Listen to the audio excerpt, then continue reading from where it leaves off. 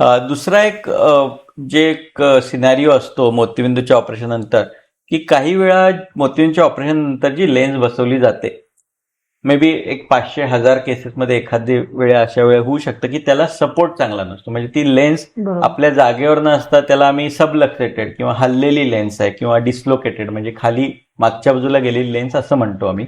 तर अशा वेळी पडद्याचे स्पेशालिस्ट नेमकं कशी त्याला ट्रीटमेंट देतात?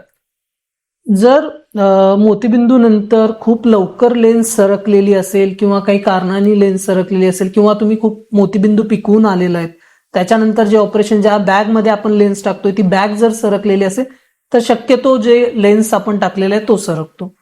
जर तुमची दृष्टी चांगली असेल आणि लेन्स थोडीशी सरकलेली आहे किंवा थोडीशी जागेवरून आपल्या हललेली आहे आणि दृष्टी 100% आहे किंवा दृष्टीमध्ये काही प्रॉब्लेम नाही, अशा वेळेस आपण ऑब्झर्व करतो. असं काही नाही की लगेच ऑपरेशन करायला पाहिजे.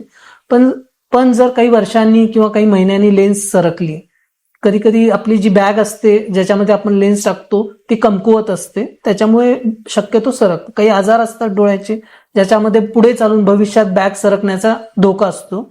अशा पेशंट्समध्ये आपण काय करतो, पडद्याचं ऑपरेशन करतो. त्याच्यामध्ये जी काही जुनी लेन्स टाकलेली आहे ती काढतो आपण आणि त्याच्या जागी एक SFIOL म्हणून जे की आपण आपल्या जे वाईट भाग आहे डोळ्याचा त्याला आपण बांधतो, ती लेन्स फिक्स करतो.